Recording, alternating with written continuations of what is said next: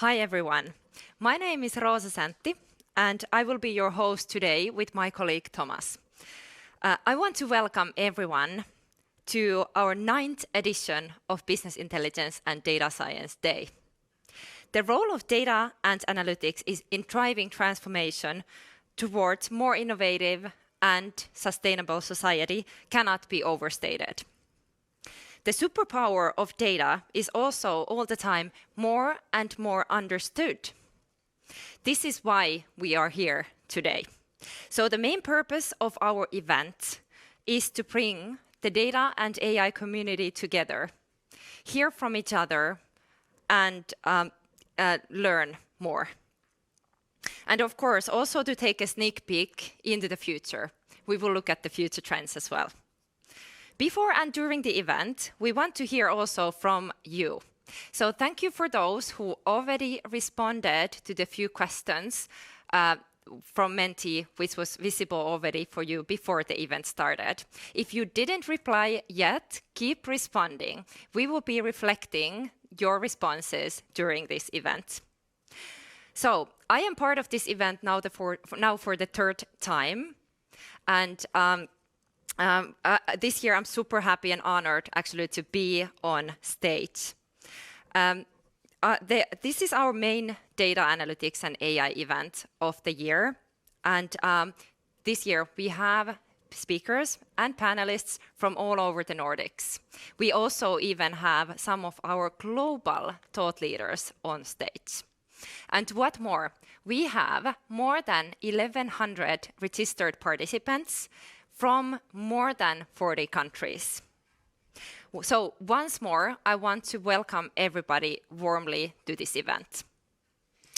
Wow, thank you, Rosa. So already 9 times, and actually I've been in all of them so far. So next year is the 10th anniversary. Exactly. Looking forward to that one. But today our theme is actually making it real. And in a world flooded by data, making it real means going beyond the technical discussions, which can be really interesting and so on. But now we want to be diving deep into the practical applications that you can really make a difference for the business. Because let's face it, data analytics are no longer buzzwords confined to IT or boardrooms. They are becoming the very foundation upon which businesses build their strategies, innovate and thrive. The era of merely collecting data is over. Now the era of making it real, turning raw data into information, into actionable insights. So the aim is to show you a lot of real-world examples of the practical benefits from using data analytics and AI. And we have a great speaker lineup for you. So let's have a look at the agenda. So the first part will be in plenary session together, everybody. We will have a look at Technovision 2024 highlights with Bron. We will have a perspective session with a great panel. We will have a keynote about reimagining intelligence in the age of AI. And we will have one more panel that will talk about baby steps or giant leaps, the journey to a data-driven organization. Right. And after this session, we will go into the break, which will be around 30 minutes. We will get back to the part 2 of today's agenda at 1300 CET. And at that time, then we will have 3 breakout panels, 3 breakout sessions. And those breakout sessions are actually about automotive and manufacturing. They are about financial services and about services and retail. And you may then pick the one that you will follow. Yeah, clear. And we will gather again here for a final wrap-up and reflections at around 1400 hours. And at that time, we will actually also be responding to some questions that you may post now in the app. And speaking about questions, we have posted a few Menti questions, so we will take a look at a couple of questions before our first guest takes the stage. So let's look at responses so far. So first question was then, what is your role? And possibly we can get some more answers when we post, maybe, I don't know if you show the QR code to make the responses there, but we see at least some responses coming into into the Menti right now. We have a lot of enterprise architects. Exactly. Yeah. Yeah. So apparently, enterprise architecture is something that is interesting. Data analytics is interesting for enterprise architects. Yeah, maybe, becoming more and more important from that perspective as well. Yeah. We do also have some sort of commercial roles, I would say business roles. Yeah. So clearly we can see that data is super important for the business as well. It is. So we have a lot of different, and we even have it in different languages. Yes. We have some system architects here joining as well. Nice. And now we see the responses are picking up. So good to see that all of you are now responding to this. Yes. Project managers, we have BI consultants, architects, data product managers. So a broad collection. Exactly. Maybe the conclusion would be that data touches us all today. It does. It's good conclusion. Yeah. Right. So shall we have a look at the next question? Where are you located? Right. So we as you said, we have 40 different nations that have registered. Yeah. More than that. Exactly. And being an originally Swedish event that was brought out into the Nordics and into, of course, a global event with the Nordic touch, we can see that there are some Swedes joining. Exactly, and I'm super happy to see that Finland is picking up. Finland is picking up, and we have Ron Toledo's homeland, Netherlands as well. We have Norway. We have Gustavsberg. Welcome, Gustavsberg. Hi to you. and we have a lot of different nations picking up. We see the answers popping in here now. Yeah. So we can see that we come from many places. We do. So, yeah. And we have one final question. Yes. Yeah. Exactly.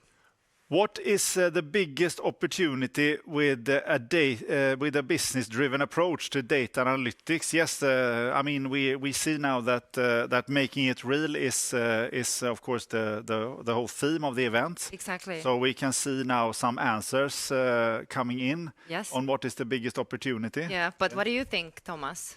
What is the biggest opportunity with the business-driven approach? Yeah, so I think that that is what it's all about. I mean, that is when we actually see the value, and bring the value, because we have all these promises, all these talks, all these building of data platforms and so on. But now we start generating the value. Exactly. Yeah. So I think that we are at that point that technology alone is not basically anything yet, but actually to have to kind of drive the change in the culture, in the people. So that is what makes the difference. And then we find the business value, right? It is. So hopefully we will see a lot of great examples of this in the sessions that we have ahead of us today. And remember that you can all times during the event post your questions to the studio, and we will pick up and answer it during the wrap-up session starting at 1400 hours. So just open the Q&A in the Menti app and you will see what to do. Great. Okay, so I think that now it is the time to actually introduce our first speaker on stage. So I am super excited now to call on stage our dear colleague Ron Toledo. So Ron is definitely one of the brightest thought leaders in data and AI at Capgemini and beyond. He is EVP, CTO, and Master Architect in our global Insights and Data business line. He also leads the group's Data Futures domain, and he's the lead author for the yearly Technovision Trend series. He is also the chief of editor for Data-Powered Innovation Review publications. So, as a summary, I would say that Ron is the data and AI rock star. Right. So, okay, today Ron is here with us to share the latest, almost straight from the oven, insights from the 2024 Technovision report. So very warm welcome, Ron. The stage is yours. Thank you very much, Rosa. A rock star, right? Well, that might be the older brother of Keith Richards, maybe, but then unable really to play guitar. Anyway, I will try to do a little 15 minutes unplugged session for you with some of the greatest hits that we're currently seeing around data analytics and AI. It's really a pleasure to be here. if we look at trends for Capgemini, there's always technovision, and there's one disclaimer over here. It's neither techno nor vision, but you know, we invented the name 17 years ago, and ever since then it became sort of a brand within the group and outside the group, so we keep to it. But it's not only about technology, it's very much about business as well. And we're interested in the impact of data, AI, and other technology on business. So first of all, it's not only techno. Secondly, it's not just a vision. Although today we're looking a little bit at the future, so we're looking at the vision part of technovision, but actually it's a toolkit. It's a framework with 37 trends that we use in a playful way every day, literally, in innovation engagements. So it's neither techno nor vision, but that's my first disclaimer. I have a second disclaimer as well. Nowadays you have to be very careful. If you ask Facebook, for example, Meta, nowadays if you use something that is generated with AI, you got to have a disclaimer. So here's my disclaimer. Always wanted to present a disclaimer, so here it is. Yes, I have been harming quite a lot of generative AI, particularly DALL-E 3 and GPT-4, to create some of the visuals, as you will see in a minute. So if you don't like the visuals, not my fault, right? It's generative AI that did it. So my second disclaimer was that. So if we look at Technovision, we release it every year. We involve some of the greatest thought leaders and experts in the group to gather around some fellow CTOs, architects, experts to think about what will be determining in terms of trends in 24. And we have released the 24 report in January, so it's brand new and it's fresh. You can find it, by the way, on capgemini.com/technovision. Now, don't go there and download it and start reading it. You may want to do it after 2 o'clock, right, when we're all done with this session today. But the report, it has an online variant. There's even card decks and cardboard boxes. There are also good old PDFs, and you can download them, as I said. There's an executive companion if you have a short attention span. This gives the highlights of what we currently see happening in the technology area. And then there's the full Monty of Technovision 24 itself, with the 37 trends in it. And as I said, not just a vision, actually designed as a toolbox to be involved in innovation on a daily basis. Now, every year we have a theme as well. So there's not only the 37 trends, but there is a theme as well, what we think will be important for the upcoming year. And for 24, we realized that it's really on one hand about technology, including data and AI augmenting us, so making us do things that we thought were impossible before on one hand, so augmentation, not only by AI, but many other technologies as well that provide us with augmentation power. But on the other hand, we realize when we do it, it's all about reinventing ourselves as humans and as companies with a purpose as well. We were very much, by the way, inspired by Apollo 8. This is already 55 years ago. As I am just as old as Keith Richards, I'm still very much consciously aware of that flight. It was the first time people actually circled the moon. So they were in a manned capsule around the moon. And then Bill Anders, the lunar pilot, made this famous picture of Earth. And it's called Earthrise. So for the very first time, people could actually see the Earth rise on the surface of the moon. And then later on, he had this famous quote, which is so typical. He said, you know, we went out to explore the moon, but actually we discovered about Earth. And that's what I like very much if we look at data and AI now as well. There is awesome augmentation power in all of these technologies, but actually, amid everything digital, virtual, augmented, artificial, actually we rediscover ourselves, what is real. And that's why I like the theme of today, of course, as well, making it real. Well, actually, with everything artificial, we actually rediscover ourselves as humans, but also as companies with a purpose. And I love that balance. It makes us think again. If so much is automated, if so much is more smarter, more intelligent, more autonomous even, what does it mean for us as humans in all of that? And what does it mean for an enterprise with a purpose? And might that purpose even be shifting? So I absolutely love that theme this year. And as a matter of accident, it very much fits with the Making It Real theme of the day today as well. Now, if you dive into Technovision, and of course we don't have the time in this 15 minutes unplugged concert by me, by Ron Richards, but anyway, there's 7 so-called containers, so we have 37 trends in Technovision every year again. They're all described on a one-pager with all sorts of additional details.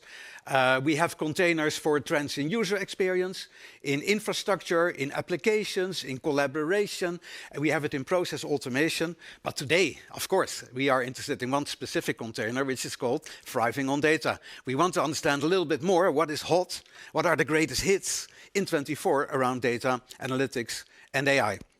So I'll be diving into that part of Technovision, Thriving on Data. Before I do that, I hope you like the visuals here. These visuals are not generated by AI. We did it last year, but this year, it's very much a human touch. So we take pictures. We use gravity to augment the pictures, so we show the augmentation power of technology. Here's a picture, now it's different, now it's more powerful, now it's augmented. So we show wings, for example, on a car or whatever, make ourselves more intelligent. But it's very clearly done by human hands, and that's what I love about it. So yes, we are augmenting, but we do it by hand as humans when we make it real. And I simply love that artwork. And yes, last year was completely generated. This year it's distinctively manual that we've been choosing. So let me very quickly dive into these 5 super hits in 24 around data and AI. The first one, and you get a flavor of what such a trend looks like as well. This is the first page of a trend. It looks like that. You have the name of the trend, an elevator pitch, also an expert in residence that has been contributing to that particular trend. In this case, we have Anne-Laure, one of our dear colleagues that has been contributing to this trend. And the first one is very much about data sharing. We call it data sharing is caring, because we believe that if you want the augmenting power of data and AI really to work, you need to be able to share data. You need to be able to share algorithms. You need to be able to share insights, and that's not only inside the organization. I believe that it's just as much a matter of building a data ecosystem outside the organization. So there's a lot happening over there. Remember, December 22? I'm sure many of you were at that time involved in the notion of the data mesh, which is a brilliant, I would say, vision on how data becomes much more a real product, owned by business domains, available through powerful self-service platforms, much more governed by a federation rather than something central. Really the essence of successful data sharing through marketplaces and a compelling user experience, so it's fun actually to consume a data product. Remember all of that? Then December 22, of course, ChatGPT hit the stages, and then everybody went more or less crazy. And we seem to forgot a little bit about it, but our prediction for next year is, for 24, is very clearly the data mesh will be back. And all of these principles we realize are absolutely crucial, also to take advantage of what we can do with this new kid in town, generative AI. So that's the first one that we believe is a crucial trend in 24 and beyond. So data mesh will be back, maybe as data mesh light, because we'll take a stepwise approach in getting there. And you don't need to do everything at the same time, and you're not only dependent on new generation of technology to actually embark on it. The second one is a little bit related to it. I saw a lot of people saying, you know, with data and AI, we want to give the business what the business needs. Well, what the business really needs, I think, is data and AI very nearby, where they are, in the nearest proximity of the actual working floors. So that means that that power, data power, comes to the people. So I think very powerful self-service tools, AI-augmented tools will bring the power of analytics, data, and AI very close to the actual people at the business. And they'll be using that data and AI for their own purposes, because they know best what they need, because they are actually in the business side, at the business side. So I think this is a very interesting message, also for a lot of people that are in central data and central IT. It is, in a way, a distributed world, but if we realize that every business now is a data business, every business is an AI business, every business is a technology business, we realize that we need powerful self-service tools and platforms to bring that power right to the place where it's actually being used, rather than at a central organizational unit. So power to the people, and the revolution is very nearby, my dear friends, is definitely another top hit in 24. Now, the third one, hey, you may recognize that face just a little bit. That looks a little bit like Rosa Senti there. Actually, a key contributor to this very important trend, net zero data. And this is all about using data and AI to empower our sustainability journey, but also create a more sustainable, better society, if you like. We all realize that you need data to do that. And by the way, look at this picture that Delhi created. I'm not entirely sure what it means, but it sort of looks inspiring. I just explained to it, net zero data, and I fed it with the elevator pitch. It came up with this, so it's not too bad.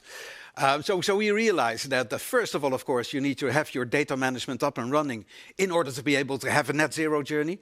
Because how can you actually report and manage, for example, CO2 emissions if you don't have the data about it, right? So a lot of companies are starting to realize I need to up my data management, make it more mature before I can actually embark on that net zero journey. But then there's also more advanced technologies looming around the corner, like climate tech that really helps us not only to limit CO2, but also actually actively battle the problems we have in the climate right now. And there you see, of course, a very main role for data analytics and AI as well. Having said all of that, data itself, and certainly AI, likes to consume a lot of energy, likes to produce a lot of e-waste, likes to produce a lot of CO2. So there's always this balance act to make in terms of, well, yes, we see some societal positive impact through a certain implementation of data and AI, but it comes with a certain environmental cost itself as well. So we need to actively start battling data waste and having more light AI models that are not necessarily burning all the energy of the planet just to answer a simple question on ChatGPT, right? So there's a very interesting balance act here in the forthcoming years between data and AI for sustainability and sustainable data and AI. So that's the third one that we think will be definitely, ranking the top list in 24 in terms of trends. Then the fourth one, I think, is very much adjacent to it, and it's getting more and more interesting. Think about space technology, by the way. There's now a new wave of space technology. People want to land on the moon again. People even want to land on Mars. We have low-orbit satellite technology these days. All of that brings a new wave of technology innovations and breakthroughs that we're inspired by. And with that, much more data is being created through all of these intelligence assets and things and sensors and everything that is part of that Internet of Things around us. And we start to realize that it's one thing to be able to capture that data and maybe even build in an AI inference engine somewhere in a very tiny little device, but actually doing something useful with it and actually do it in a managed enterprise scale is a different ballgame. So I fundamentally believe that in this very nice one again, DALL-E 3, by the way. But in this very complex Internet of Things will be extremely valuable source of data. And AI and us as data and AI people need to architect it, need to manage it, need to orchestrate it, need to grow it. So this is one of these areas where I see a lot of inspiration for innovation at the very edge in the Internet of Things. And then finally, of course, how could I forget that one, my AI generation? Hey, if you're as old as I am, or as Keith Richards, you probably rings a bell, this little wordplay that we have over here. Otherwise, you may want to Google my generation. But anyway, obviously a wordplay with generative AI, but we actually believe that indeed 24, also in terms of all the promises that we've seen around generative AI, is now the year of making it real. And that will mean that it's not just being inspired by something fancy that ChatGPT or DALL-E can produce for you, but then we're talking about doing it at an enterprise scale, doing it safely, doing it sustainable, doing it cost effective, by the way, because all of these GPU cycles actually might be, at a different side of the value equation.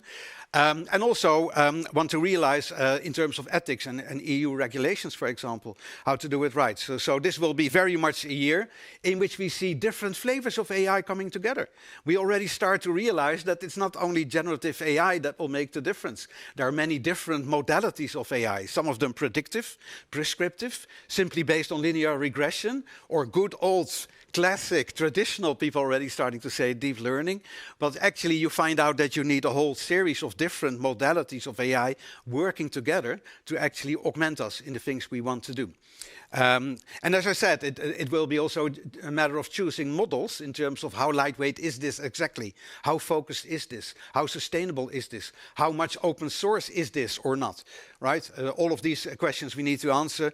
And then finally, it will be a matter of a mesh, if you like, just like a data mesh. But now it's a loosely coupled network of different AI components, AI agents, and maybe process automation and application services working together to fulfill that augmentation promise.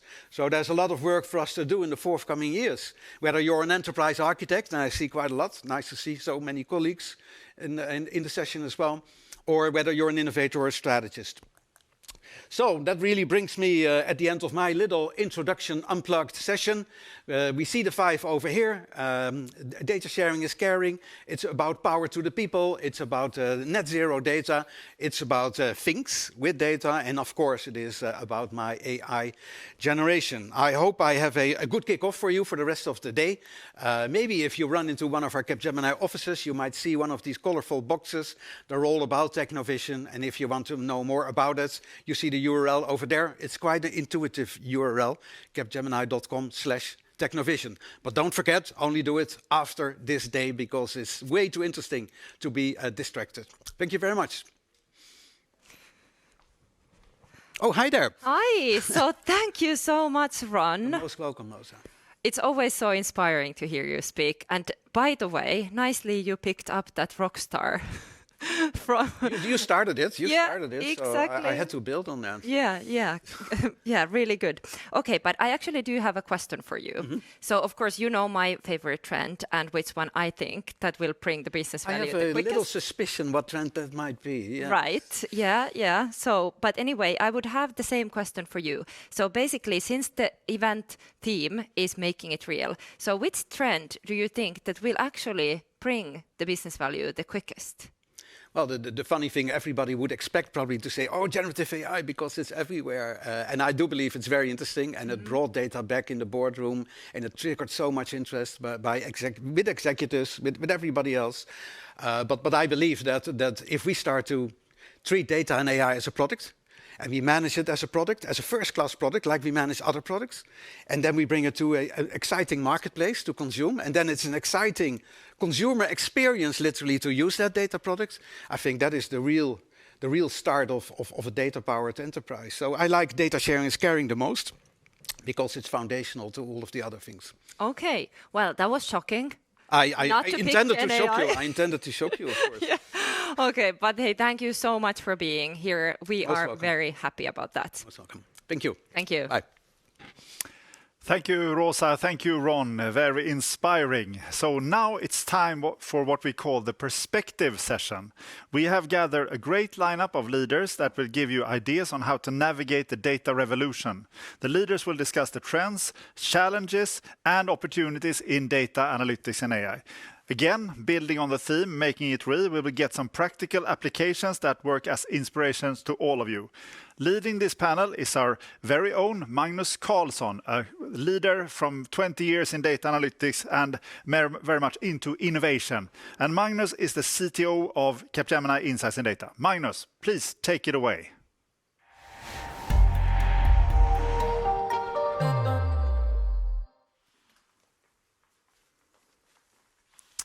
Thanks for the introduction, Thomas. Yeah, this is the first panel of the day, and as I said, it is a perspective panel.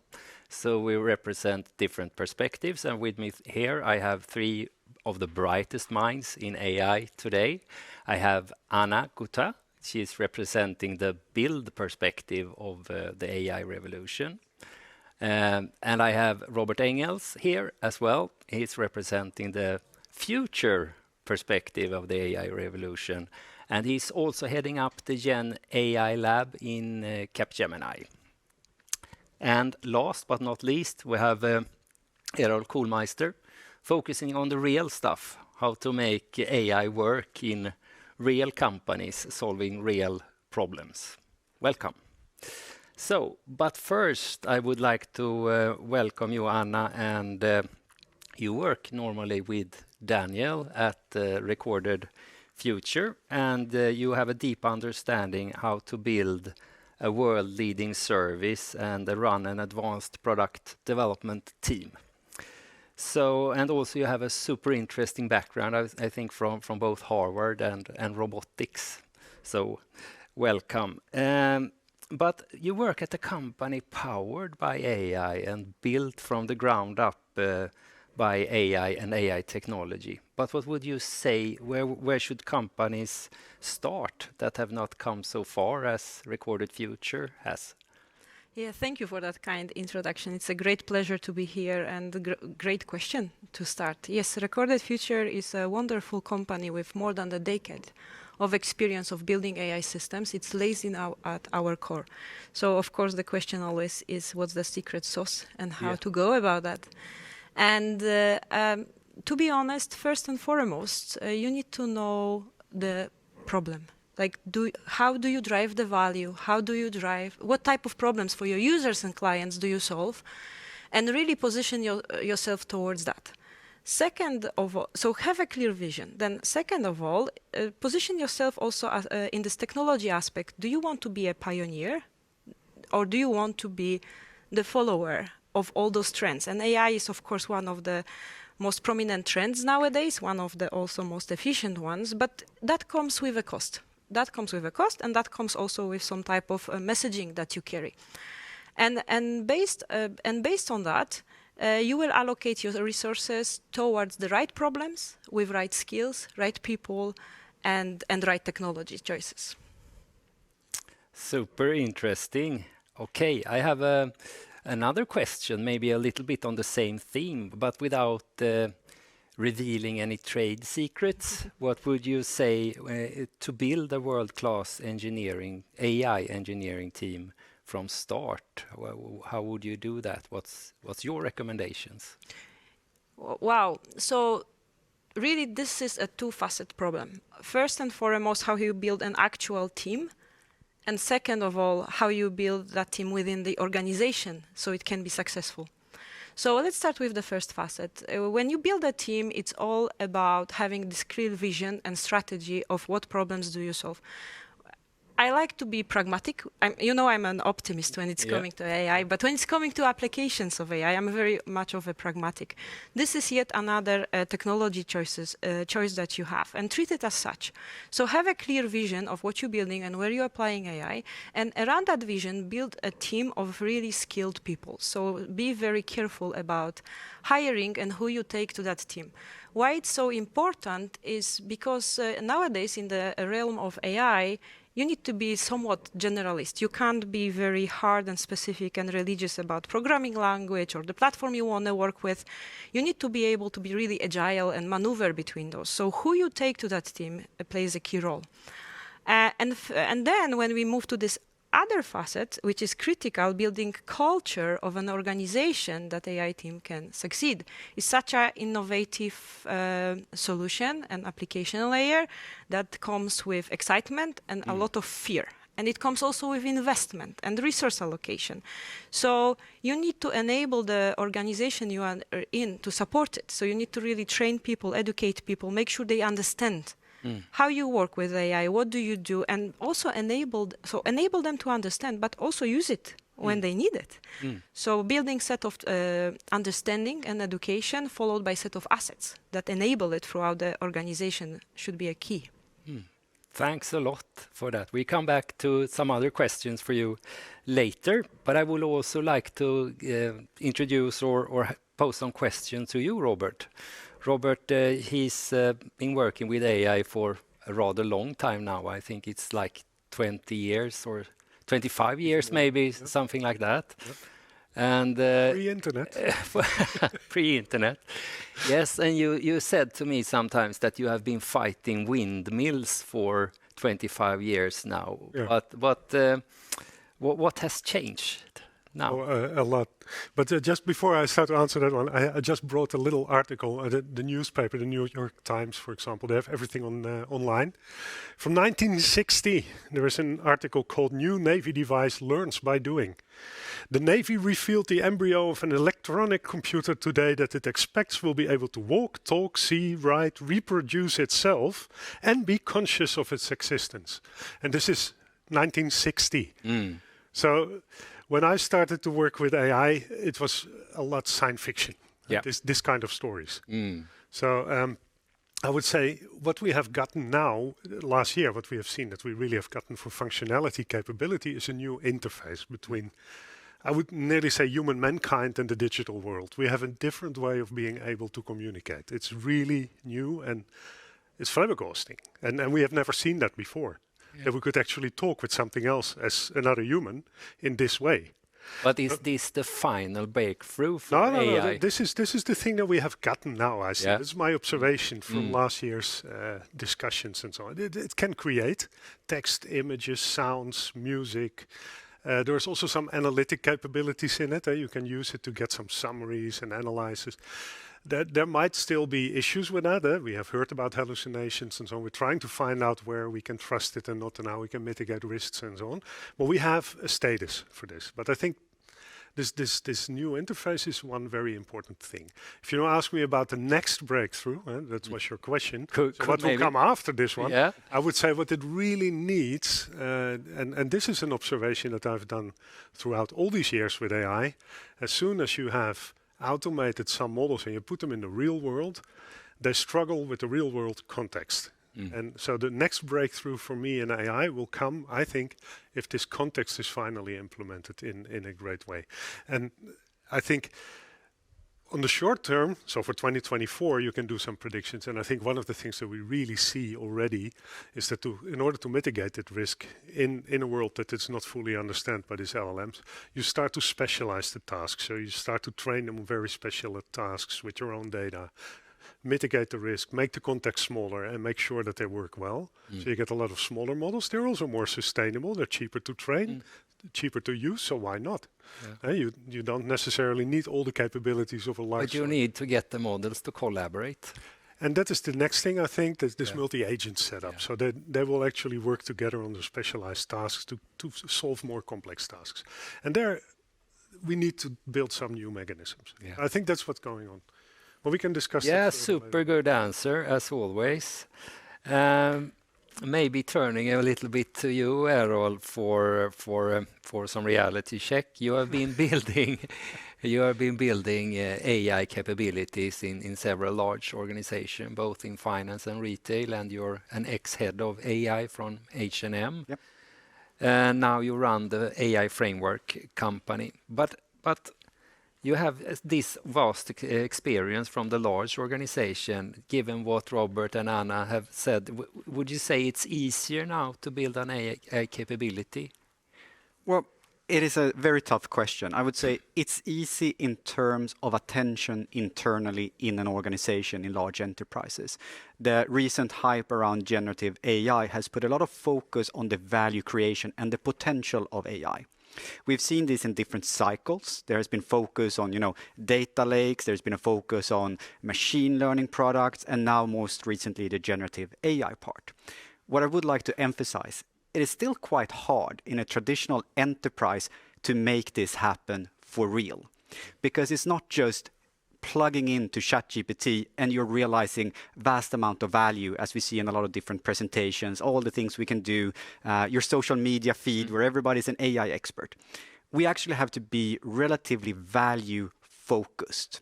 I think if we learn from the previous failures, of course, there's been some success stories, but I think the majority of organizations are quite tired of making large organizational investments in building capabilities without delivering value. So what we need to do now is to understand, how do we reach this value? How do we create the proof points in production, making people use it in the organization so it benefits the organization, the company, and finally the customers. This is, I think, is the key breaking point. If we continue to see failures, because there have been quite many of them, and learn from the past and do this in the right way, I don't think the hype will stop this year or next year. I think it will continue going. We'll see increased research and more applications of AI in all organizations. But you're basically talking about successfully scaling AI. Yes. So what are the success factors? The key success factors here is realizing what reality you're operating in. I think the majority of enterprises I work with, they do not have the benefit of starting from scratch, being an AI company born on AI. they have legacy infrastructure. They have a lot of things they need to handle before, well, in parallel, as they deliver the incremental values. So I usually summarize it as short-term wins, do AI, invest in it, be successful, rake that value home. In parallel, start investing more in modernizing the legacy landscape that you have so you can continue investing and growing. And I also just want to add, it's not just a technology question, because it's a cultural question. We can't wait. We need to take decisions today and deliver value. We have to ship immediately because the technology is moving so fast. It is also a people question. How do we make sure that the organization is mature and aware enough to be able to deliver these topics? Super interesting, and maybe I just invite all three of you to debate a little bit on that. I think. Yeah, I think what Errol just said is makes a lot of sense. And during these 30 years that I worked with AI, it's actually 30. Yeah, it's 30. Yeah, done some counting. Yeah, sorry guys. Sorry. But what I've seen, it has always been very technical. You get your data, you build your model, you roll it out, you put it in production. Now all of a sudden there is a psychological aspect. People are actually believing the output because it has a specific tone. It is a kind of communication that we've never seen before by an automated system. So there is psychological effects on what we believe and not believe from these machines. We discussed that in the break as well. Yeah. There is a different way of dealing with these systems now. There is also a sociological aspect, because if Errol sends me an email and my bot answers his email and his bot answers me again, what is the value of that information that is actually gone through the system? There's a sociological aspect to this. The same with social media. What is the value in the end? So we need to tackle that. And we have the geopolitical aspects yet. And so we have customers that don't want to run models from another culture, another region, another place of the world. We have the whole hardware issue. Ilya Susic from OpenAI, the CTO, said on the TED AI talk, the world currently has a single point of failure in Taiwan. And he has a point in that, you know, so there is a lot of more issues around AI now that we need to tackle if we're working with our own organizational structure and trying to change things. And I think we should take that very seriously. Yeah. And it's a new debate. We didn't have that yet. Talking about that and talking about new things and talking about things that change a lot for us. Maybe we should talk a little bit about agents. I know you like that subject, Anna. My faraway favorite. Yeah, but if we start a little bit with agents, like they're a combination of large language models and other capabilities and the ability to use other tools maybe as well. Maybe you think a little bit about what the future of agents is and how would that affect us and the business. And, So definitely what we see right now, that this AI trend becomes an agent trend. So it's a very exciting, innovative trend, but as every exciting and innovative trend, it comes with high level of certainty, where it will lead us, what will happen, what's next. In my personal opinion, it will be one of the most transformative trends for the industries and for us as humans, for two very strong reasons. One, first and foremost, it is intended to completely shift cognitive loads of human beings. So it comes with this level of fear, like what about my skills? What about what I'm doing today in a job? Think about that completely differently. It will just let you do things that you do the best as a human. Take decisions, take actions. So this cognitive load will completely shift. And second thing that where we will definitely see shift is how humans and computers interact. So the application layer, when now we are so used to apps, to portals, to websites, that will go through such a significant shift on how we communicate with computers and how those computers communicate between themselves. So I would say those are the two main subtrends we will see within the agent, and I'm very hopeful about them both, to be honest. So when do you think we can throw away the keyboard? Should I take a positive aspect, optimistic, or the pragmatic one? Because I think that might be an implication of what we got now in the end. It definitely will be an implication, and maybe I was not heading that also like in terms of neurocognitive implications, but rather the implications of how we interact still in this haptic manner with computers. So you will use, I think first trend we will see definitely is more of an application with computers of a human language. We are used to clicks, we are used to scrolling, we are used to those type of interfaces with the machines, and I think there will be more and more of a natural human language interfaces, which is great because that will also really broaden the spectrum of which humans in which social groups can interact with machines, to which extent. So can we stay on this with the agents, because we say it in plural, right? Because the interface we currently have, ChatGPT, you go into a window, you chat and you communicate. But what we also start seeing is these agents or smaller applications are more specialized in a way. So I think the vision that OpenAI had around app store for these things makes sense. However, maybe not in that format it's presented right now. Do you think we will also then move towards having some sort of human language interaction which hides this complexity away from the specialized applications? Or what do you think when you say agents? This is actually, you hit on a fantastic point. As an engineer, I feel guilty. I didn't start with defining what the agent is. And it's a great point. So let's make sure that we have the same understanding. When I say agent, it's the high level of autonomy that follows the automation. There is the also implication of the second or higher order reasoning that comes with it. Otherwise, we just talk about the bot or some software agent application. When we talk about AI agent, this is it.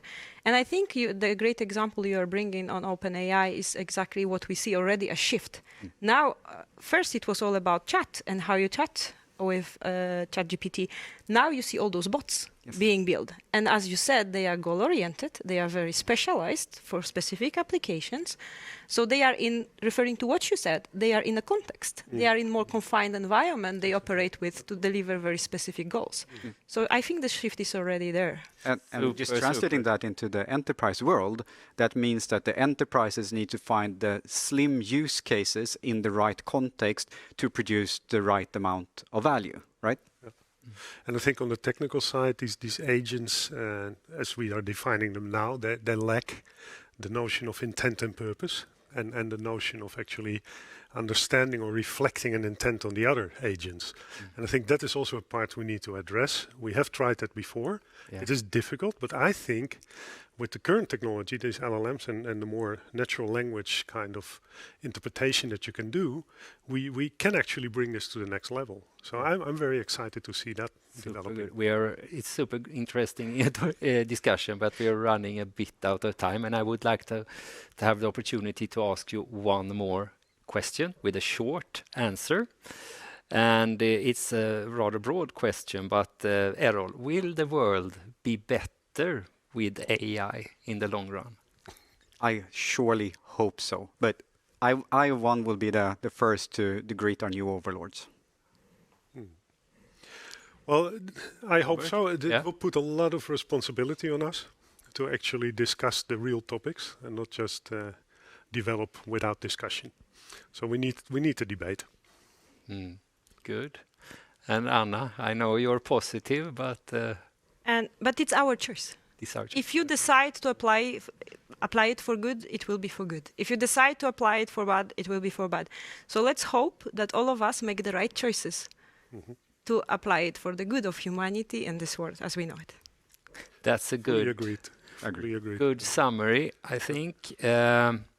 Well, we will meet here hopefully in a year again, and then we can check if these projections have been proven to be right. And that's all from us. Thank you.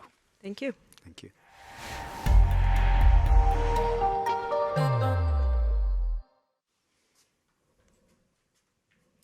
Thank you, panel, and thank you, Magnus. Some really great insights there.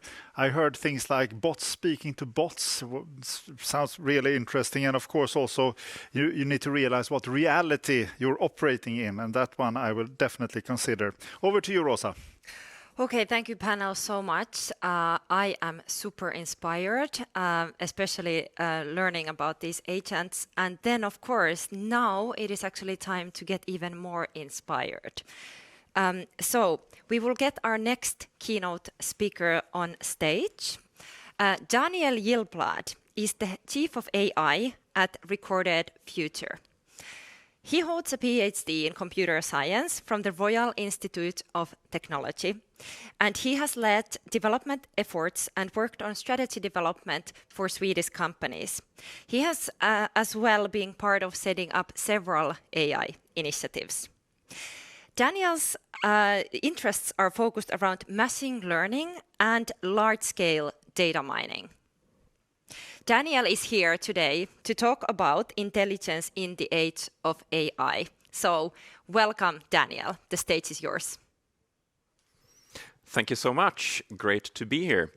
Let's pick up a little bit where the panel left off and talk a little bit about today's theme, which I think is absolutely great, making it real.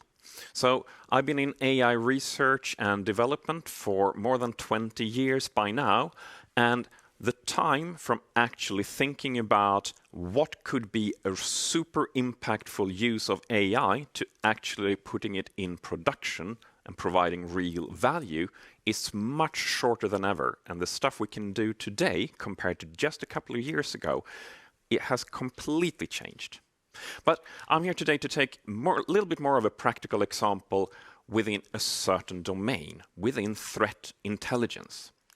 So basically, unfortunately, we do live in sort of dark times now. I was actually a little bit more optimistic about the world just a few years ago, but seeing now that we have more wars, more conflict in the world, physical conflict.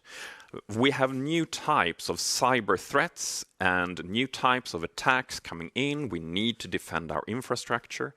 And this year, with tons of elections all around the world, we're also going to see, so how do we actually manage society with new types of misinformation, disinformation, and possibly campaigns to change the outcome of society? How do we handle these things? And one of the obvious things is, of course, we turn to AI.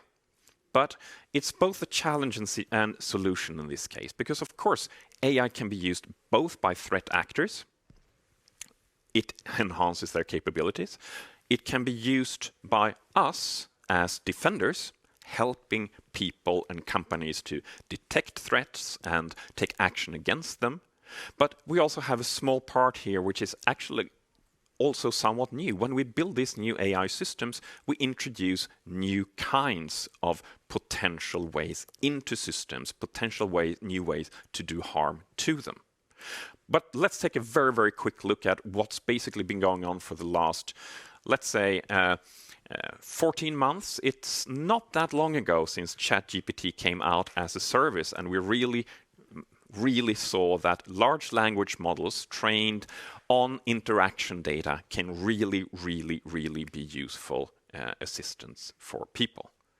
Then, during 2023, we saw so many new, not only language models, but truly foundation models that are good at not only one thing that they've been specifically trained for, but many things in image, in voice, in video, come out, completely transforming the landscape.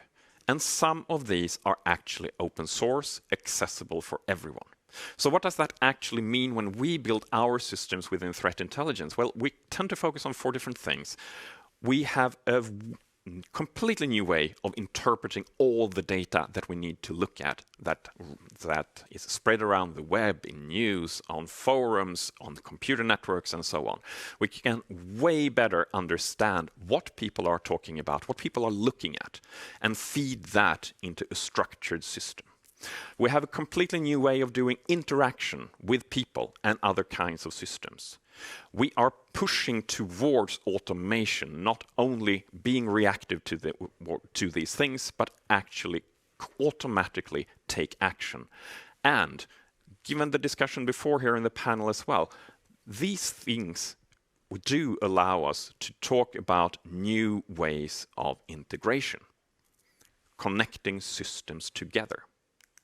Now, if we step back a little bit and talk a little bit about the threats that we're actually talking about now that's actually changing within AI, you can talk a little bit about basically two parts: threats against humans and threats against tech. A lot of what's changing recently is perhaps a little bit more on the human side. It's easy to get into systems by, or at least perhaps more common to get into systems by actually managing and extracting information from humans. And here we of course see new tools to do that. But we shouldn't disregard the new threats that we also have from actually managing new types and generating new types of code, etc., etc. So right now, we can actually say that these types of technologies enhance the capabilities of threat actors. Perhaps not revolutionizing what they can do, but definitely enhancing them. These tools, as we already said, are not restricted. These tools are available for everyone to use, and there are tons of specialized models to actually do bad things. So basically, cat's out of the box, we need to manage these new AI-generated threats. Short note on possible new attacks and problems with building these AI systems. It's very interesting to see that a lot of the new challenges comes from the fact that these systems are actually a little bit more human. They can memorize a lot of information that we can actually trick them into disseminating by, for example, talking to them in a certain way. That's something that we need to manage. And we cannot actually trust them when we build them into complex systems and so on to always do the right thing, because they can be tricked to, for example, generate injection attacks in databases and so on. So how do we actually look at that from the perspective of Recorded Future? Well, the basic problem is that there is a lot of data that we need to observe to do this, to actually manage these threats. There are way too few people actually defending against these things, and we have these motivated threat actors using AI. We basically need AI for threat intelligence. And what we're trying to do is to sort of automate the whole intelligence cycle from collection, which has been doable for a while, but we're getting so much better at it, through analysis, through dissemination, etc., etc., and help the human at every step on the way. So AI today and real successful AI applications is still a lot about a data game. So we need the best data to do this kind of job. We collect it from the dark web, from forums, from every kind of place that there might be indications of threats happening, where people, for example, are leaking credentials to systems, etc., etc. But that's a lot of data. We can gather everything there in real time, but it's a lot of data. But we do not think about these systems as basically collecting everything into our knowledge graph, which is a very good way of actually putting it.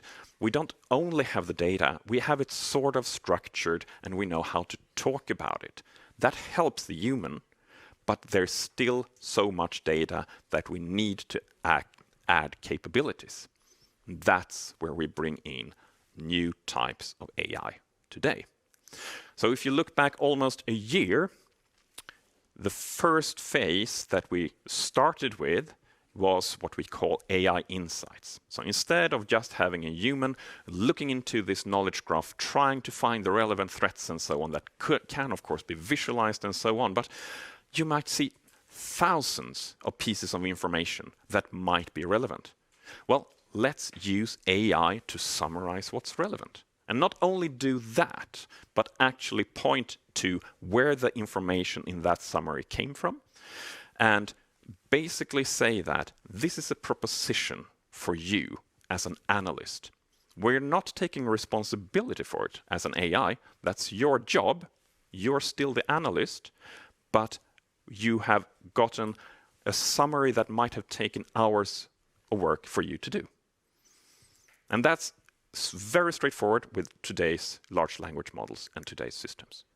The second phase that rolled out into a product in October is, of course, the obvious next step. Let's take this conversational. Let's use these types of open questions to answer things about threats in the world.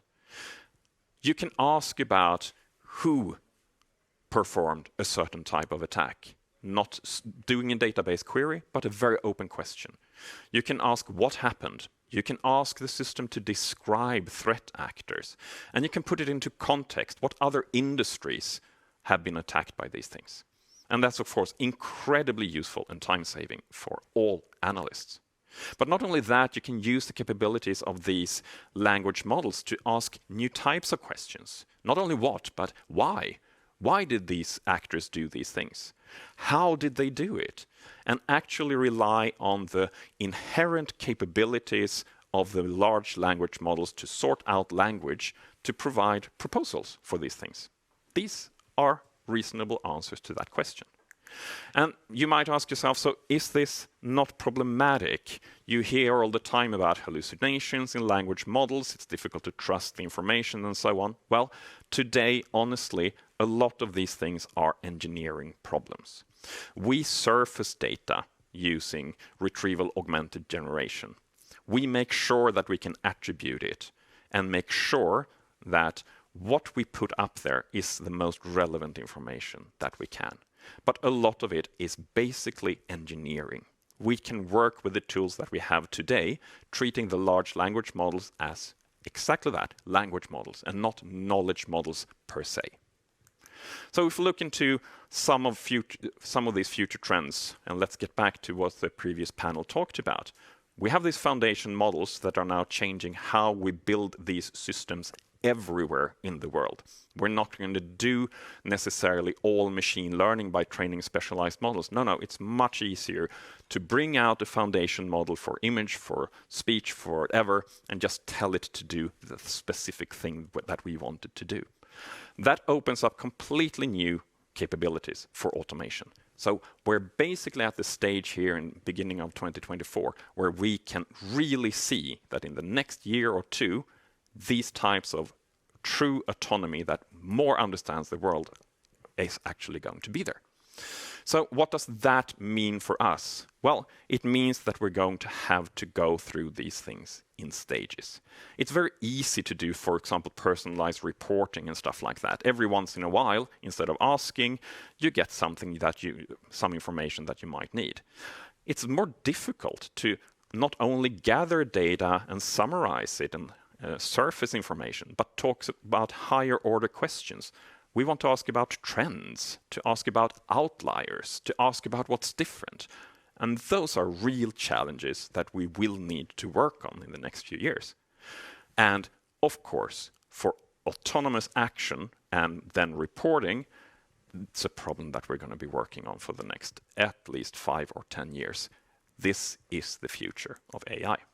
And we do not see it as just working with a text screen somewhere in a web interface or something like that. We, of course, want to be where people are working with intelligence, to be in the room. And it's probably going to be not only one, but several of these types of agents, perhaps with different access to data, proprietary data, with different, let's call it point of views, so that we know that they have a context to talk about, and they're going to be in the room with us. We, of course, want to make sure that we take care of all these new capabilities that are coming out now, not only with large language models, but also with computer vision, with actually understanding speech on deeper level, not only transcribing it, but actually understanding tonality. A lot of the information that we tend to miss when we just look at a transcription of a dialogue. And we want to make sure that we can connect this to visualizations and real interactions so that we really do get what we need from the interaction with these agents. So is this science fiction? Well, if you asked me 5 or 10 years ago, I thought that, well, probably this is going to be possible to do, but it will take a long time.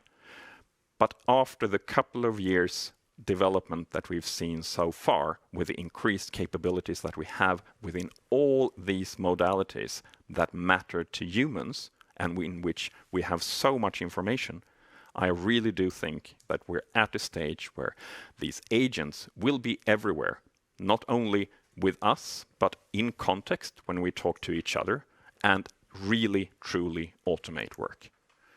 So we are really betting on the future of threat intelligence to be artificial intelligence. We need to use artificial intelligence to help the good guys of the world.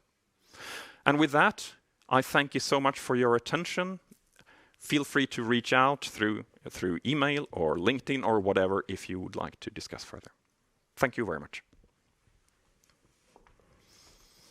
Okay, thank you, Daniel, so much. I think your presentation was very inspirational and really gives a lot to think about for all.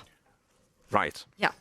And I really like that you talk about sort of the opportunities and trends, but also at the same time remembering sort of the threats and the ethical aspects that we need to keep in mind. Absolutely. Yeah, such as like human in the loop. Absolutely. And the machines will not, of course, it will not be possible for the machines to take full responsibility for everything. So we need to design these systems together. Exactly. Yeah. So I have actually a question for you about that. So indeed about these autonomous agents that you a lot talk about now. So what do you think about the speed of actually getting like concrete applications, like I would say everyday applications that we will start using that have this in them? Exactly. So I mean, I think that's a very good question. And again, if you had asked me 2 years ago, I might have said 5 years or something like that. Now, I really do think during this year, we will see the first, and they might not be the best, but they will be out there, both for personal use and in specialized applications, such as for us in threat intelligence and so on. They will start to come out. They will really, truly start to interact with us. And in the next couple of years, we're going to see so much change and so much refinement. So they're really at our doorstep. They are. Already. Okay. Which is fantastic. It is fantastic. Cannot wait to see what will happen. Yes. And thank you once more so much, Daniel, for being here. Thank you so much. And now back to you, Thomas. I think that you have another panel to introduce, right?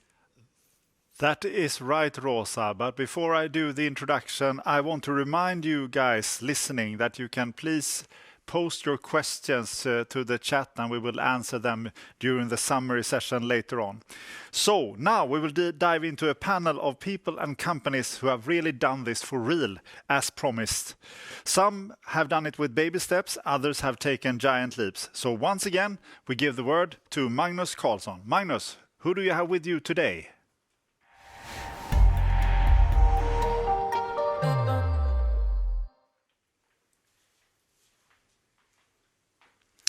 Thank you, Thomas. Yes, this is the second panel of the day with a slight different perspective than the first one. With me today, I have 3 distinguished gentlemen. I have Thomas Arnesson from heading data and analytics at Polestar. I have Sami Pohjola heading the same area at Valmet from Finland as well. And then last but not least, I have you, Fredrik Thomsen, you're from Snowflake, but you're also representing the industrial perspective today. Yes. So, welcome. First out, I would like to ask a question to you, Thomas. You're head of data and analytics at Polestar. But you also have a bit of a coding background. I know you're a coder at heart, as you say.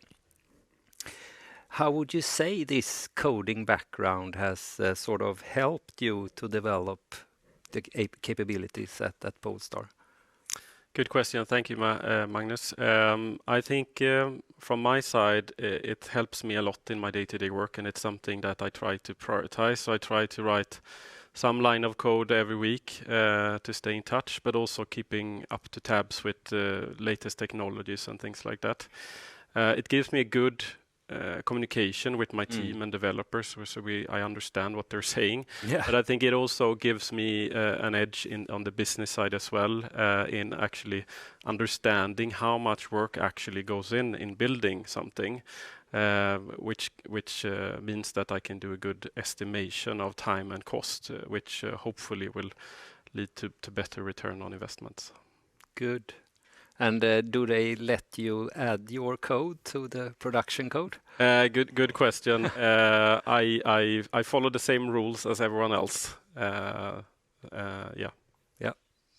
Good. You're a role model then. But I mean, speaking of that, how does a typical day at Polestar, at your department look? Data and analytics at Polestar, we're a fairly small team, so 15 people in a company with 3,000 employees is more like a skeleton crew.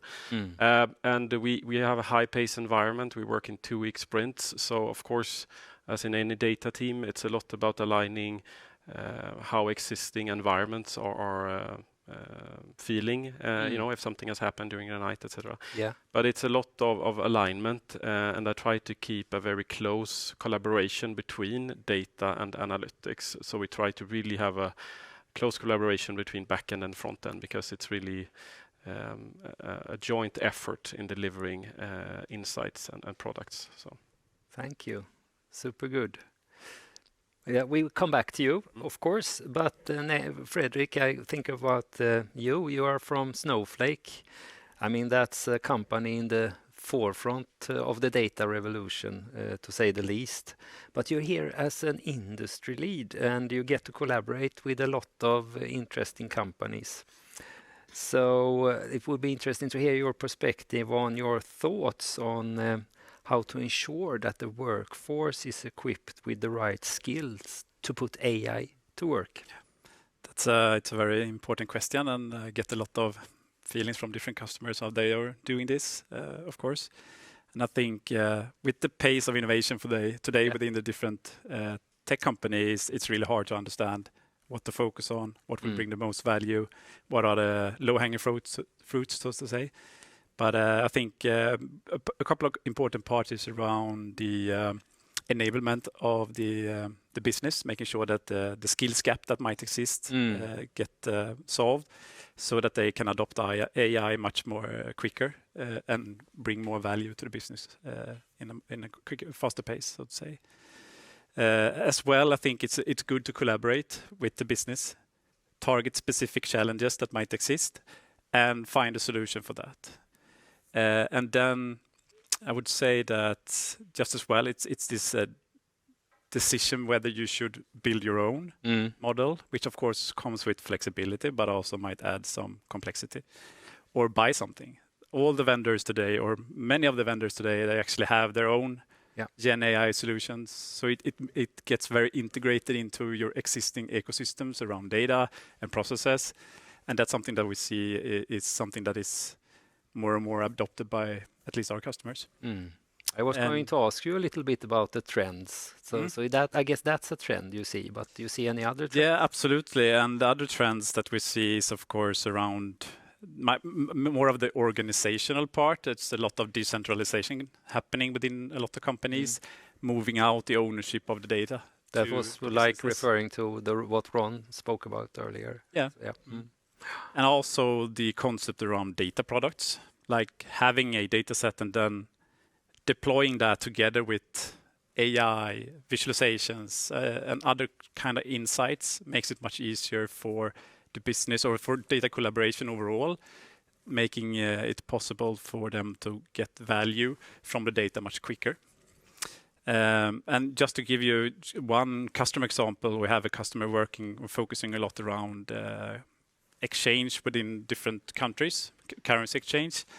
And they had a lot of problems making sure that they could apply the different regulatory compliances and also the rules they need to follow. They built a model to be able to help out, figuring out exactly what they needed to do to be able to do trade between different countries, and removed 80% of the manual work they had before. So that's a really good example, I think, on finding a use for AI where it makes a lot of impact quickly. Great. Good example as well. And talking about good examples, let's go to you, Sami. You're from a company with a long history from Valmet, and you have a background in both economy and IT. And I would like to start by asking you, with a company with over 220 years of history or legacy, how do you adopt AI and advanced analytics to that setting? Yeah, thank you. That's very good question. And into this history of 220 years, that there definitely has been really like a evolvement and has been disruptions and as well lots of changes. And but you haven't done AI for all of these 220 no, on years. those old days, but really like currently we are been touching on that area, yes. But then when it comes about the real like adapting the AI, I would say that it's pretty much related about the people and organizations, how they can really like how readiness they are for the changes. And our company is pretty much based on the engineering skills. So I think that part is quite safe and sound. Yeah. And the second part is then obviously the technology, that we have a sufficient this kind of a ground for doing this kind of AI stuff. And the third thing is this kind of economics, like my background. So there has to be always this kind of a business purpose, why you are doing this and what is the benefit for the company and as well obviously for the customer. And what we have been really like doing for the real in Valmet for this area is that we are first of all quite in the beginning, like many companies. Yeah. But we have been starting about the collecting the data, and you can believe that there is lots of legacy data in this kind of a common backbone or platform. And in top of that, we have been starting to building this kind of a data management functionality, how you pumping up the quality of the data, which is the fuel for the AI. And then we have as well starting to piloting this kind of AI functionality in the different ways for the platform and as well this kind of a usage point of view. But that's really like a piloting phase. Cool. But I was thinking also, you mentioned the clients and what are the clients expecting when they buy equipment now from Valmet? I mean, from a data and AI perspective. Yeah. I don't have a real facts on this, but I'm guessing that they are wanting exactly the same what we do. It's really like more smarter products, which are more efficiency, bringing some benefit for them.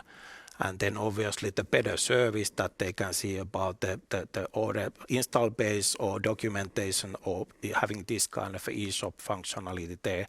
And then as well, I would say that this data exchange it's coming more relevant when it comes for the legislation or EU and the sustainability and this. And so collaboration between the companies and chasing the data. So that's what I'm expecting that they're looking for us. Super interesting. I mean, there's a lot of changes. There's a lot of changes happening, and I think Thomas, you were touching it a bit. But what's different now in 2024? You think on? I think I mean my personal reflection is it seems that the penny has really dropped, kind of, especially on the business side. I think on the data side, we have machine learning, data science. We have looked at these areas for quite some time, but I think the penny has dropped.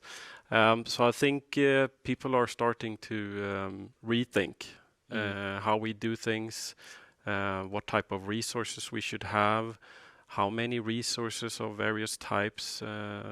Myself looking into our own teams, data teams, like what types of roles do we see? So I think the roles might be changing as well in this transformation. Yeah. Do you have any concrete example on that change? I think for us at least, I mean, we talked about management and governance and I think engineering and platforms is a big part there. So I think for many companies, it will lead to an increased investment in data engineering in general, in roles and technology. Okay, good. Maybe not data engineering in general, but data sharing. I know that's a a topic you hold very dear, Fredrik. But data sharing, we talk a lot about it, but it's not that easy to make it happen. How would you say you could address the siloification or in many industries? Yeah, it's an important topic, and I think to be able to get value from your data, you need to have collaboration around data. And historically, there was a lot of complexity around sharing data. You need to integrate with different APIs. You need to build ETL workflows. You need to have maybe FTPs to send the data, and then of course it might not be secured enough. Today, with platforms, you have the possibility to actually collaborate between teams within the entire department organization, cross cloud, even cross different regions without needing to jeopardize the security of the data. I think it's helped a lot. And then I think with the open table formats that's coming now, with Iceberg, there is more of a engine agnostic approach that helps a lot to be able to get different teams to collaborate, even though they might have different tools and platforms they prefer to use. Then you get into the question whether you share the data or with your competitors or not, or if you collaborate around that. Yeah, absolutely, it could be, but I think with sharing is you have the security in place, and some data could be good to share with your competitors to be able to drive innovation for the better good. Okay. Maybe leave it at that. Yeah. I know, Thomas, also we talked about the fast technology development. How would you say you should handle that, or maybe also some in a traditional company? How do you cope with? Yeah, good question. I think it is different, of course, between older companies and newer companies, and the legacy, of course. But I think it's important to note that even if you do something in a speedy fashion or in a slower fashion, you need to have certain standards and practices and processes in place, so you can actually trust that even if you did something very quick, you actually have a framework that ensures a certain level of quality and security and things like that. So you should be able to trust the process, so to speak, even if it's a quick process. We now have access to hyper advanced AI, and will that help the adoption, or will it make it even harder, do you think? It will for sure speed up. That's for sure. Yeah. So I think from that regard, it will help. We will reach our targets quicker. But with that said, it comes with a lot of challenges, and most people are not ready for it yet. The potential is huge. Potential is huge. Potential is huge. Yeah. Okay, thanks a lot. That pretty much sums it up. And thanks from this panel. Now we're on with some additional insights, and there's some more deep dive into some of these topics in the afternoon sessions. So please listen to them or watch them. And thanks from us.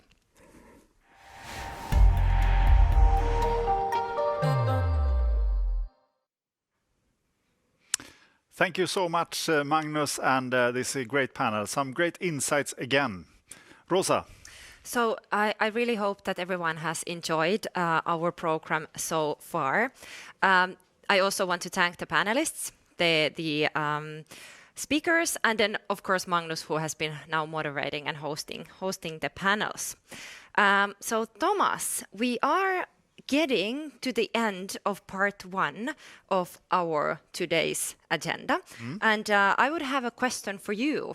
So what would you highlight from today so far?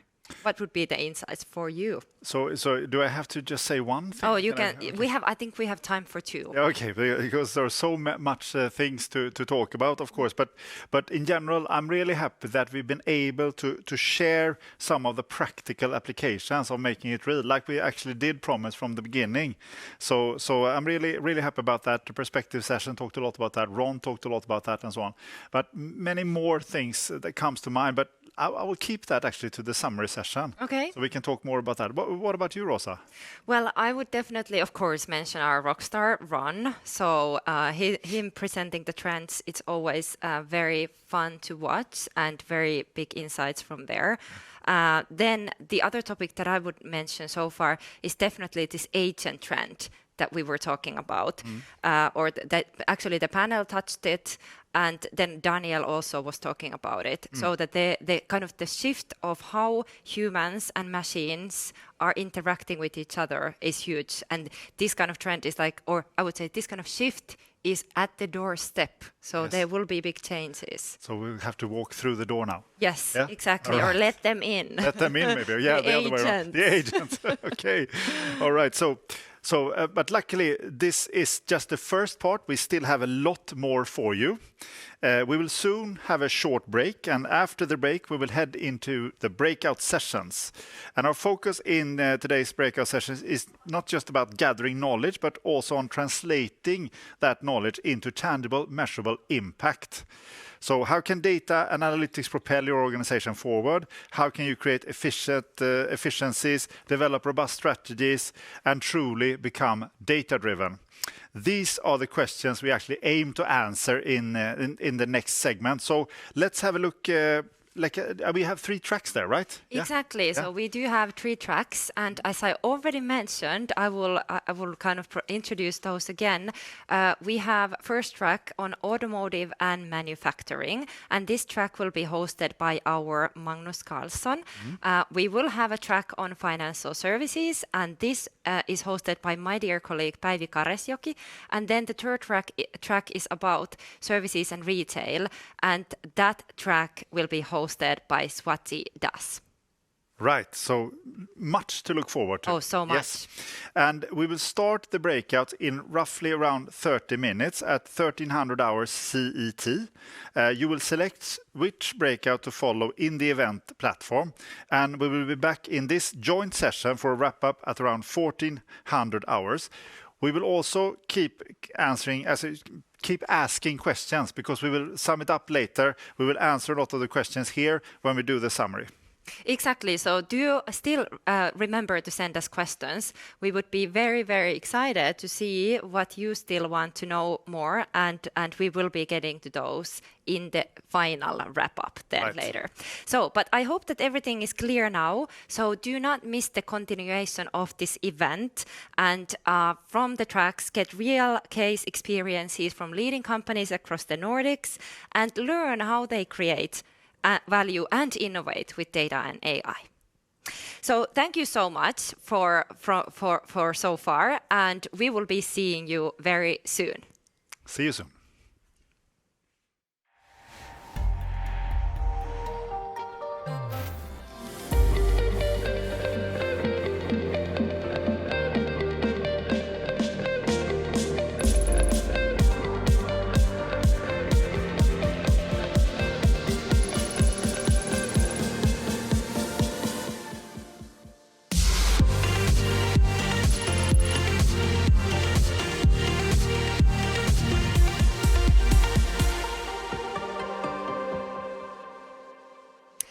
So welcome back. I hope that you have enjoyed the breakout sessions. Remember that you can still later on go back to the event platform and watch the recordings that you missed. So this is our last part of this event, and we will start with wrapping up and some highlights of the event together with Thomas and Magnus. And then after that, we will actually also have some questions from the audience, so we will take those. So, but let's start with the reflections first. Magnus, you, I understood, had a really good automotive session just now. So what would be your key takeaways from there? Thank you. Now, there was a lot of good stuff in that track, but I think building value with data, that's an important factor. Building value from your own data, building value from your client's data, your supplier's data, basically everybody you collaborate with. So of course it's a lot about data sharing, but also about data ecosystems and how to find value and your value position within your data ecosystem. Then of course it's not to be avoided Gen AI. We have what has happened in Gen AI in manufacturing automotive during 2023 and what could be learned from those early projects. And we talked also about how to continuously innovate on top of Gen AI technology as it evolves and how to build that into your organizations. And we got some practical advice as well from Polestar. Okay, that sounds very interesting. So I think I need to go back to the platform and watch that track later on. Yeah, right. do. Yes, definitely. So how about Thomas? Which one did you pick and what will be your highlights? So actually I picked the retail track as well with the Swati and team. So I can conclude that the retail and services sectors are really evolving with data. Especially by providing multiple opportunities for improving the customer journeys and the personalization. So that one is a big takeaway, I think, from that one. For example, there was some really interesting examples on how they use predictive analytics and generative AI to support on that journey. So that are good tracks, really interesting. Yeah. And what about you, Rosa? What did you follow? Well, of course, I needed to pick then the financial services because of my colleague who was hosting it. Yeah. I think that what were the most important or most interesting highlights from there would be first that, of course, Gen AI. I mean, like, where wouldn't it be? And especially when we talk about an industry that is all about data, right? So Gen AI creating a lot of opportunities regarding productivity, but then also about customer experience. So definitely that. Then I would say that the second topic would be sort of data democratization, and then again, like the move to cloud. That is still big, obviously, so much data. So, a lot of work to do there.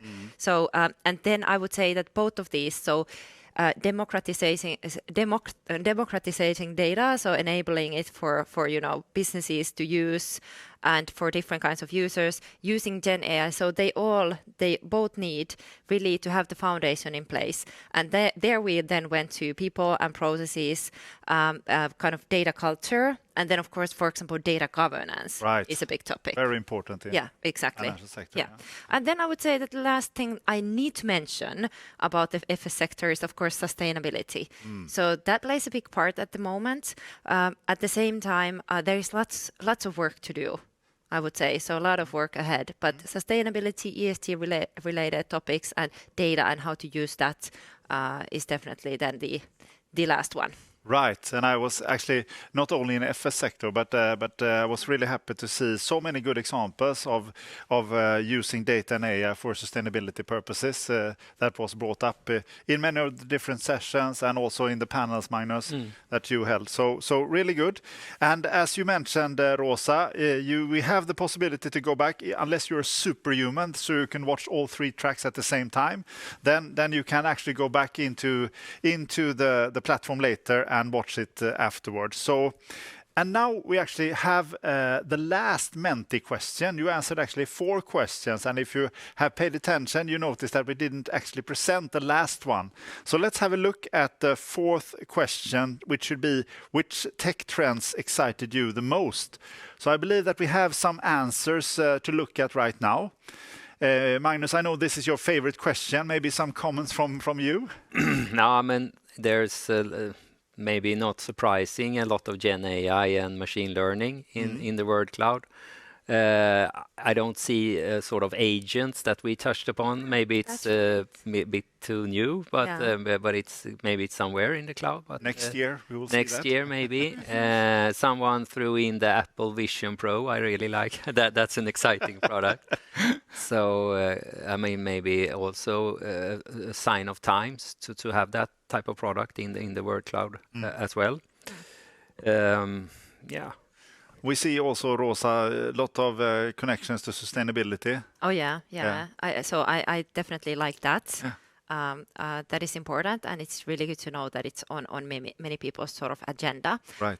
Maybe then also what I could mention from here, so that even though Gen AI now is the big hype, it's on everybody's lips, but at the same time, then we can see that AI is actually the biggest. Yeah, it is. That is getting the most sort of responses. So But also, yeah, sorry, go ahead. I mean, a topic that has been very big for many companies or organization building data landscapes, that's the data mesh, and I think it's still very relevant, but it's rather small on this one. A year ago, I would imagine it would be a lot bigger, and maybe we see the next generation of mesh now, but now it's rather small. I really liked Ron Toledo's comment on data mesh, that that is actually part of this making it real aspect, because you put the data mesh into place, driving it towards business domains to develop data products and so on. That is where you create the value. So that is a takeaway from my side. Yeah, so a lot of great tech trends that we see in front of us, and Definitely. Happy to see what's going to happen in the next year. But Rosa, next thing. So I believe that we have also received some questions from the audience, and I did promise that we would get back to those today. So I think now it's the time. Yes, it's the time. So thank you so much, everybody who presented the questions for us, and we will have time to answer a few ones now, and then we'll get back to answering the other ones later on. But first thing then, maybe for you, Rosa, what data technologies can help companies in sustainable reporting? Oh yeah, this is for me, definitely. Right. Yeah. So, but sustainable reporting. So depending on what we mean by that. But anyway, I think that we always need to keep in mind two aspects to this. So first of all, what Ron was also today earlier mentioning, the fact that whatever we do with data, we use data, we process data. So there's always a carbon footprint that is actually attached to that work. So we need to be always mindful of that whenever we work with data, so that we use it in a way that is sustainable, right? So that's the first thing. And there I think that technology is not the big thing, but how we work with data, how we store data and so on. But then again, if we talk about sustainability reporting, right? Or ESG related reporting. So I think that in a big picture, the technology is not so much different actually than from any other reporting solution or a data warehouse solution, right? And maybe the term reporting maybe is not totally fair, because we can add much more intelligence than that. Exactly, definitely. Yeah. We can use analytics, we can get insights, and we can even use AI or build different kinds of AI use cases.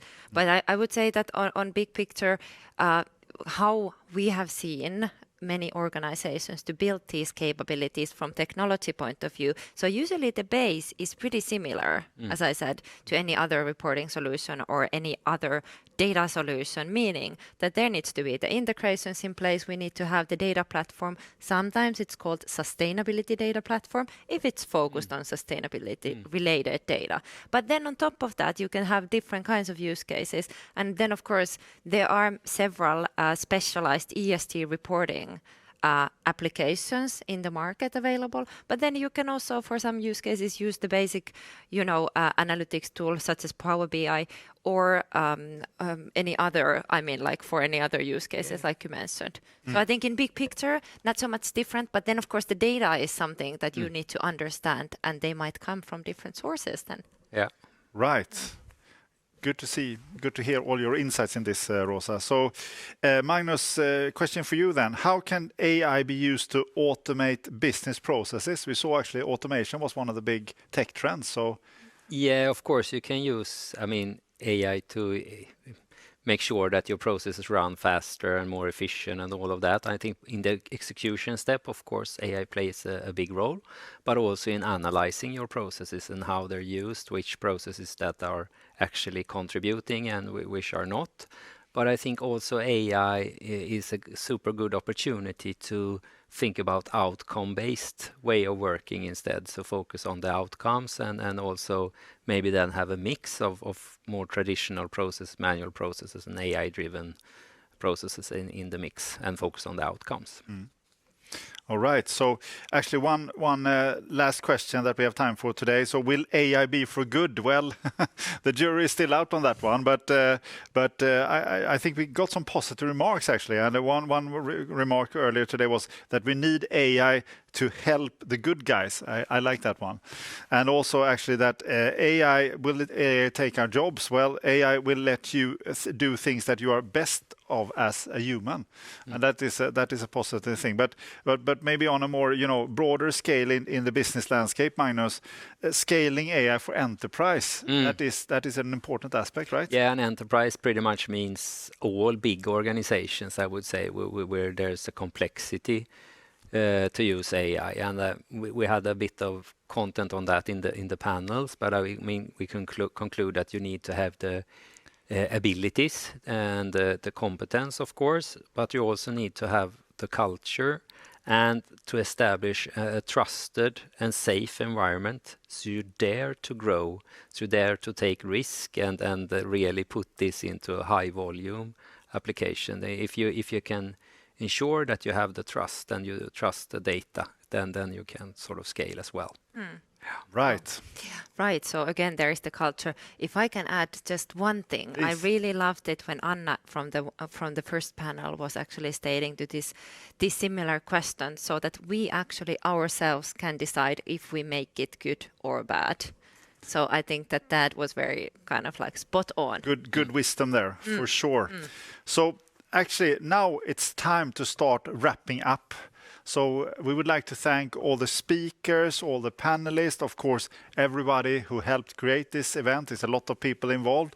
And Magnus, thank you so much for hosting all the panels. Great work there. And certainly not, but last but not least, I mean, Rosa, wonderful Rosa, great job with hosting. Love to have you here. Thank you, Thomas, so much. Same here. Thank you so much. And so we would really appreciate if you could answer the evaluation form. You should see a QR code now on the screen, so you can do that, and we can maybe make an even better event next year. So thank you so much for that. Right, and with the email that you will actually receive very shortly about this event, you will also there then get some links to, for example, Technovision and other relevant materials. I'm sure they will be very insightful to you, to our audience, because they will be about the same topics that we have discussed also today. And lastly, as previously mentioned, please do still go back to the event platform if you want to take a look at some of the tracks or some part of the event later on from the recording. And from my behalf as well. So thank you so much for everybody, for our amazing audience, for Magnus, for Thomas, for all the speakers and panelists for being here this year, today, to make this a great event. And next year, it is actually our 10th year anniversary, so that will be big for sure. So now, see you in 2025. Whoa!